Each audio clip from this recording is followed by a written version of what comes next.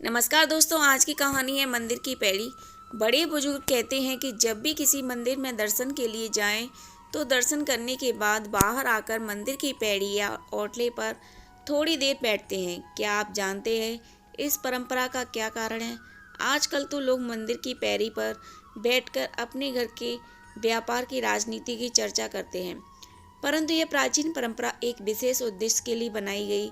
वास्तव में मंदिर की पैरी पर बैठ कर के हमें एक श्लोक बोलना चाहिए।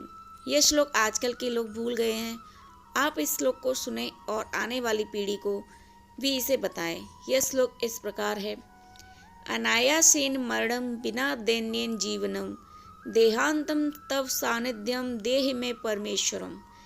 इस श्लोक का अर्थ है अनायासेन मरणम अर्थात बिना तकलीफ के हमारी मृत्यु हो और हम कभी भी बीमार होकर बिस्तर पर पड़े पड़े कष्ट उठाकर मृत्यु को प्राप्त ना हो, चलते फिरते ही हमारे प्राण निकल जाएं।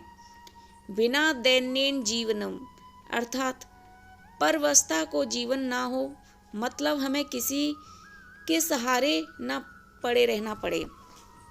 जैसे कि लकवा हो जाने पर व्यक्ति दूसरे पर आश्रित हो जाता है, वैसे परवश या बेवश ना हो। ठाकुर जी की कृपा से बिना भीख के ही जीवन बसर हो सके। देहांते तव सानिध्यम अर्थात जब भी मृत्यु हो तब भगवान के सम्मुख हो। जैसे भीष्म पितामह की मृत्यु के समय स्वयं ठाकुर जी उनके सम्मुख जाकर खड़े हो गए, उनके दर्शन करते हुए प्राण निकले। देह में परमेश्वरम, हे परमेश्वर ऐसा वरदान हमें देना, यह प्रार्थना करें। गाड़ी लाड़ी लड़का लड़की पति पत्नी घर धन यह नहीं मांगना है, यह तो भगवान आपकी पात्रता के हिसाब से खुद आपको देते हैं। इसीलिए दर्शन करने के बाद बैठकर यह प्रार्थना अवश्य करनी चाहिए। यह प्रार्थना है, याचना नहीं है।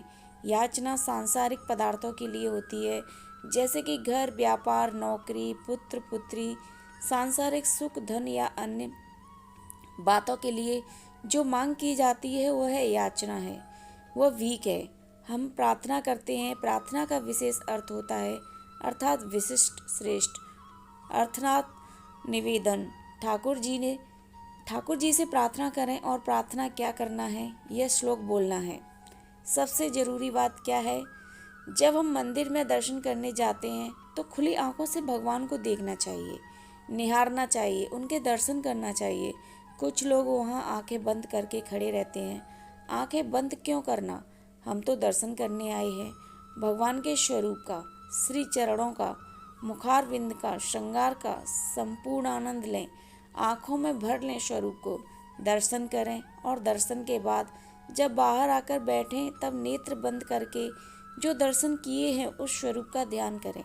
मंदिर में नेत्र नहीं बंद करना। बाहर आने के बाद पैरी पर बैठकर जब ठाकुर जी का ध्यान करें तब नेत्र बंद करें और अगर ठाकुर जी का स्वरूप ध्यान में नहीं आए तो दोबारा मंदिर में जाएं और भगवान का दर्शन करें। नेत्रों को बंद करने के पश्चात उपरोक्त श्लोक का पाठ करें।